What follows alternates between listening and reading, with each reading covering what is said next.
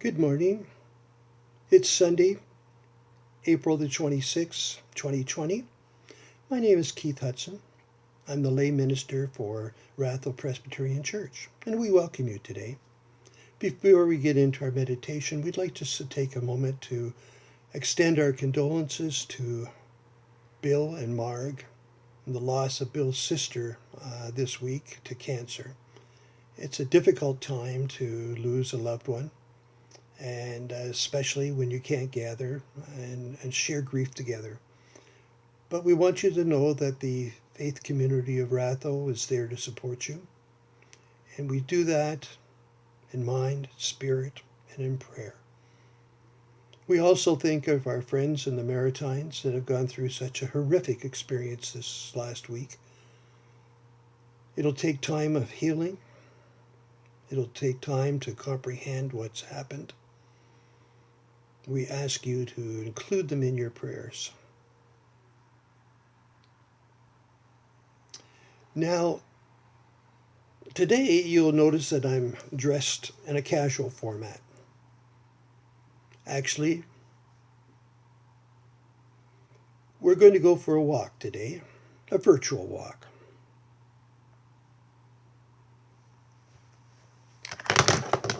And we're going to need to be properly equipped. I have to protect my head for obvious reasons. And you need a good walking stick. This one was given to me back when I was a young lad.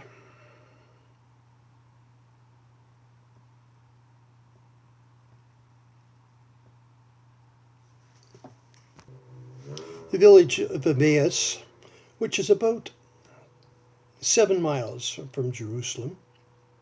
We're going to join two of the apostles as they are walking along and talking about the events that had happened over the last day or two.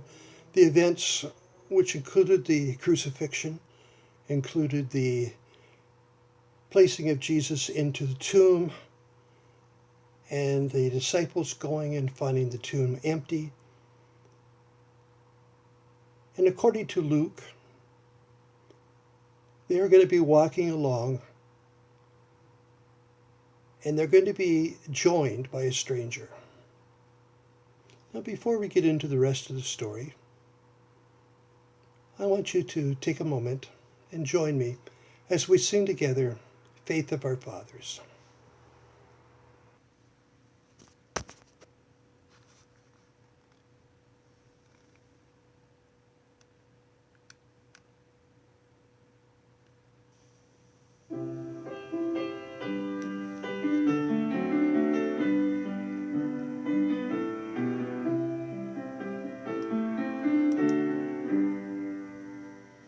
Faith of our fathers, living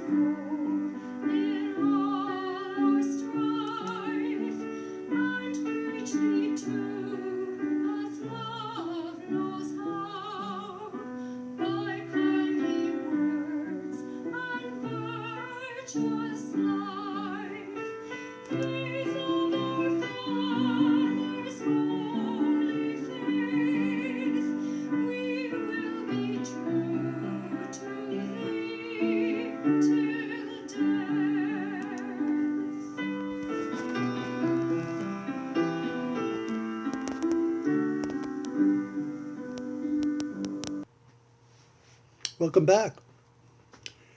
Well, we might have been singing as we were walking along the road, but in the case of the two apostles that met this stranger, who we know to be Jesus, and we also know who had not presented himself in a way that they could identify him. They didn't sing along the way, as far as we know, but we do know that Jesus spent time teaching them over that 7 miles about the resurrection, about the coming of the Messiah, the coming of the Christ. And how did he do this? Well, he did this the same way that you and I do today. He went back into Scripture. Now, we don't know what scriptures he used. I don't think it really matters. Maybe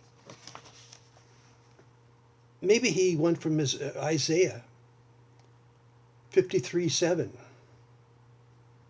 He was oppressed and afflicted, and yet he did not open his mouth.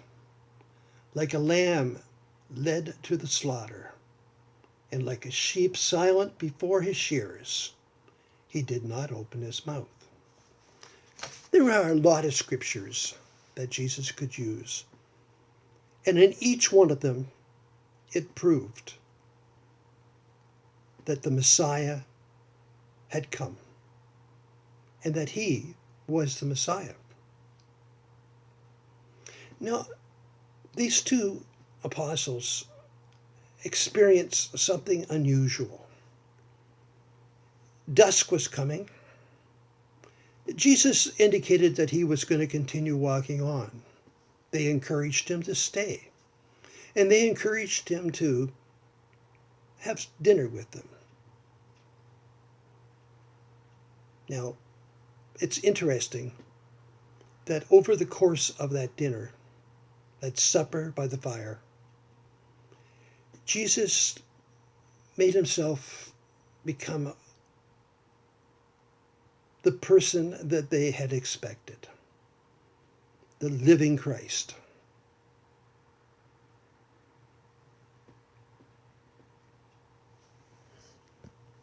And then once they had recognized him, he vanished. And it says that they immediately packed up and hurried back to Jerusalem. Now, this was night. This was a dangerous time to be on the road. But they raced back to tell the other 11 disciples that they had seen the risen Christ, and how their hearts had burned during the time of walking along while he taught them and proved to them that he was the Messiah. Friends, have you ever had that type of experience? That type of experience where you've had a very special moment, where everything seemed to come together? I've had a couple of those. I can remember one in particular. It was when I was a camp counselor, senior camp counselor at Camp Scugog. I've talked about that for the members of our congregation.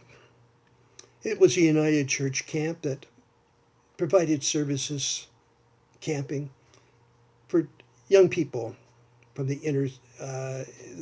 inner city of Toronto. Most of them came from Regent Park in what was used to be called Cabbagetown.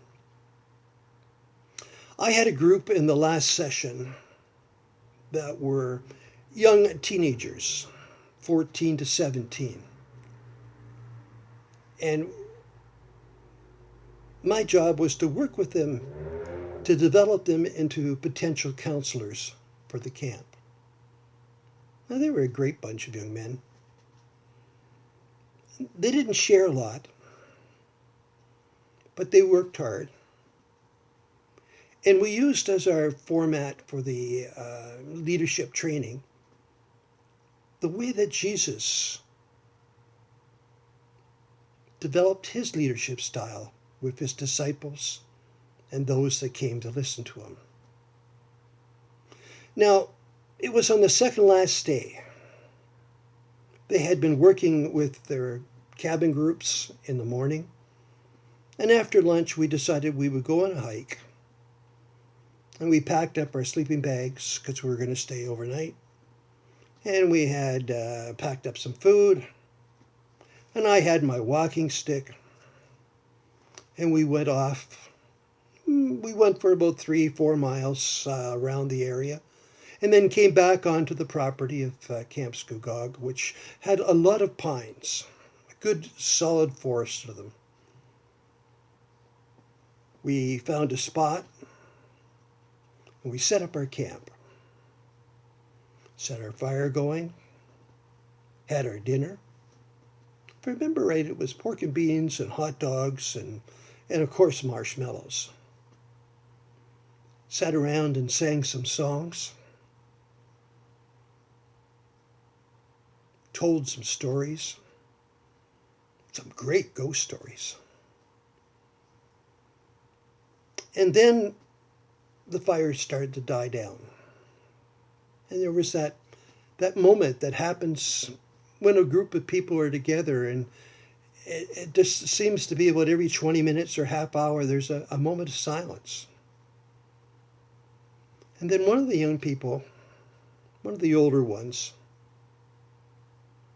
told us about his home life, and it was not good. He explained to us that his father had left when he was quite young, and his mother had a series of boyfriends that kept coming in. They drank too much. Some of them were quite abusive to both his mom and his siblings, and especially to himself. He found it fearful to go home. After he explained that to us, then one or two of the other boys explained that they had similar type of experiences. And then a couple of the guys were quite quiet. And then they said, well, they didn't have that. They had a mother and a father and brothers and sisters, and they had a very normal home life. They were kind of shocked to hear that this was happening. We talked about how we could provide a safe environment for those that were in danger. We talked about the fact that camp was a safe environment. It was good that they had got away for a couple of weeks, could recharge their batteries. And then we worked on a safety plan for them. And the two that said they had fairly normal houses or homes indicated that they would make their home available at a time of crisis if their friend wanted to come and spend the night. We talked about the fact that the church is a place that is a safe haven. Oh yes. Then we decided it was time to turn in. And we did. Now, I don't know whether we changed those young men's lives. I felt we did a good job of identifying the issues. Do you have an experience like that? Have you come to know Jesus through the scriptures, the same as the apostles had? Do you feel the need to rush off and tell somebody that you have the good news? Or to sit and listen in the time of crisis? These are the things we can do. And we do them because we believe in Jesus Christ. We'll see you next week.